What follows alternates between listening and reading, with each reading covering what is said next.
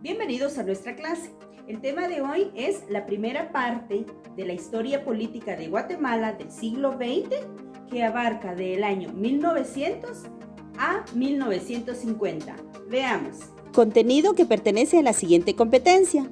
Relaciona espacios geográficos, actividades actuales, hechos históricos y culturales relevantes que han impulsado cambios significativos en su comunidad y departamento. Historia política de Guatemala de 1900 a 1950. En Guatemala tenemos lugares distintivos o emblemas que nos representan. Tal es el caso del Banco de Guatemala, el edificio de correos y telégrafos, el mapa en relieve, la moneda de Guatemala y el Palacio Nacional. ¿Saben ustedes desde cuándo existen o cómo fue que los crearon o los construyeron? ¿O desde cuándo el quetzal es la moneda de Guatemala? Acompáñenme y conoceremos la respuesta. Escuchemos. Los principios del siglo XX en Guatemala se caracterizaron por las dictaduras y militares, resultados de elecciones o golpes de Estado en donde se destituyó al presidente. ¿Saben ustedes qué es un golpe de Estado? Es la toma del gobierno de un país de un modo repentino y violento, generalmente con la ayuda de militares. Una dictadura es una forma autoritaria de gobierno, caracterizada por tener un solo líder o un grupo de líderes. Y gobierno militar es un tipo de gobierno encabezado por uno o más militares. Son establecidos mediante formas ajenas a la Constitución, por ejemplo, un golpe de Estado, como ya se había mencionado antes. Los primeros 3 presidentes del siglo XX son Manuel Estrada Cabrera, de 1898 a 1920. Entre sus obras pueden mencionarse la construcción del mapa en relieve que se encuentra en la zona 2 de la ciudad de Guatemala. También está José María Orellana, de 1921 a 1926. Entre sus obras, la fundación del Banco de Guatemala y la creación del quetzal como moneda nacional.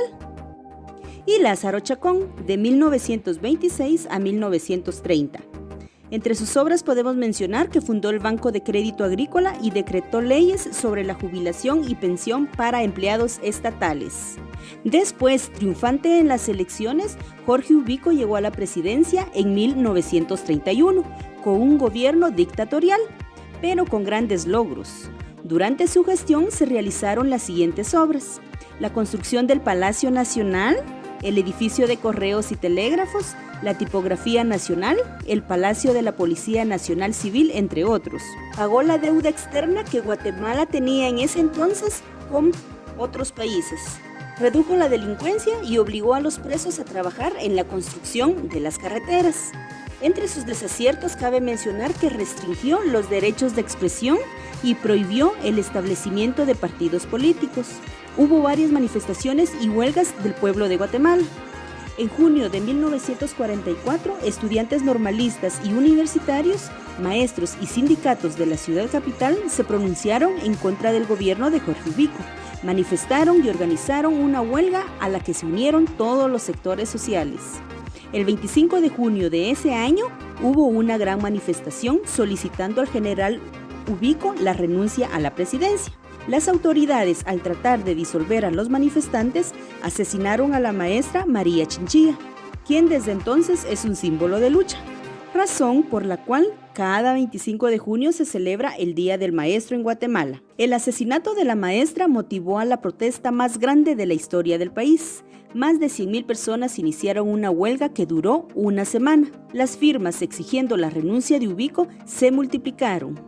Entonces, Jorge Ubico se vio obligado a renunciar el 1 de julio de 1944.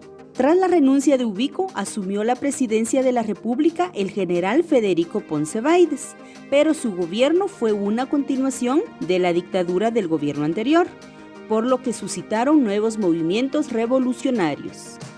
Las manifestaciones y protestas concluyeron el 20 de octubre de 1944, cuando el general Ponce Báidez se retiró de la presidencia, dando fin a 14 años de gobierno dictatorial.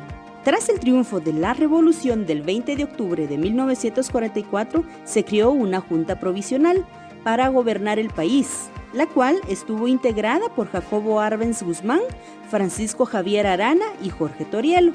La convocatoria a elecciones libres y democráticas llevó a la presidencia al doctor Juan José Arévalo Bermejo, quien asumió el cargo en 1945 y completó su periodo de gobierno en 1951. Es considerado como uno de los mejores gobernantes en la historia política del país por las obras que realizó.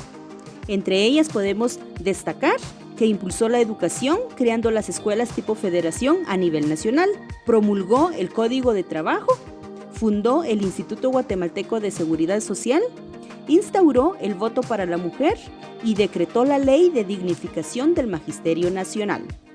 Y Jacobo Arbenz Guzmán fue electo democráticamente en 1951. Su obra maestra fue la propuesta de la reforma agraria, que consistía en la distribución de tierras para su aprovechamiento agrícola. Este proyecto perjudicaba los intereses de los dueños de grandes extensiones de tierras, de empresarios guatemaltecos y estadounidenses.